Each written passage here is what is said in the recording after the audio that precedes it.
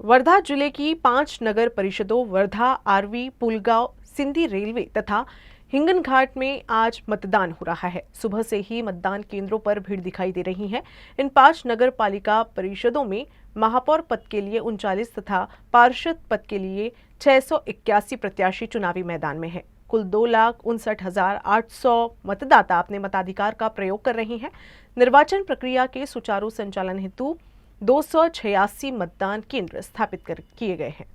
वर्धा जिल्ह्यातील 6 नगर परिषदेच्या निवडणुका आहेत। त्यापैकी देवळी नगरपालिका निवडणूक ही पुढे ढकलण्यात आली आहे। तर वर्धेत 5 नगरपालिकेचा निवडणुकीला सुरुवात झालेली आहे आणि मोठ्या प्रमाणात मतदारही मतदान करण्यात येत आहे। एकाच घरात, एकाच कुटुंबात, एकाच इमारतीत राहणारे जे कुटुंब आहे त्यांचे मात्र 2 वेगवेगळ्या प्रभागामध्ये विभाजन झालेलं आहे। त्यांचं मतदान 2 वेगवेगळ्या विभागात मतदान झालं आहे। मुलगा एकीकडे, पती पत्नी एकीकडे, असा तो घोळ आहे। काय नेमकं आहे आपण त्यांच्याकडून जाणून घ्या। 15 वर्षापासून आमचं इथे वोटिंग आहे। यामध्ये आतापर्यंत आमचं सगळे वोटिंग वसंत प्राथमिक शाळेला प्रभाग 3 ला होते। आता मुलांचे वोटिंग आले आहेत। तर आम्ही एकत्र कुटुंब आहे आमचं, एकाच घरामध्ये असतो। तर त्यामध्ये आता मुलांचे वोटिंग हे इथे केसरीमल कन्या शाळेला दाखवत आहे। तर सर्वप्रथम यांना आम्ही असं सांगितलं की बा तिथे जाऊन वोटिंग करून या, याला ऑफिसला जायचं आहे। हा म्हणे काका मी लवकर वोटिंग करून येतो। मग हा तिथे जाऊन परत आला की नाही काका माझं तिथे वोटिंग नाही। मग यांनी ऑनलाईन चेक केलं।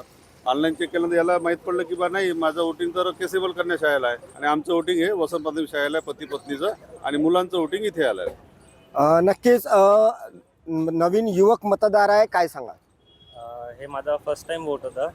तर मला माहीत नव्हतं का कुठला बूथ क्रमांक काय आहे। तर काकांनी मला सांगितलं की आपलं वॉर्ड नंबर 3 आहे, तर आपल्याला तिथे जायचं वोट करायला। तर मी तिथे गेलो, तर तिथे माझं नाव नव्हतं। तर मी ऑनलाईन चेक केलं, ऑनलाईन मला दिसलं की वॉर्ड नंबर 4 ला आहे। तर मग नक्कीच मतदान जे आहे त्या मतदानाला सुरुवात जरी झाली, पण एकाच कुटुंबातील कुटुंबाला जे 8 लोक आहेत त्याच्यापैकी काही लोकांचं मतदान दुसऱ्या प्रभागामध्ये झालं आहे। असं वर्धेतल्या केसरीमल कन्या जे बूथ आहे इलेक्शनचं, जिथे मतदानासाठी प्रक्रिया सुरू आहे, तिथे मात्र हा दिसून येत आहे। Surendra Ramteke, UCN news, Wardha.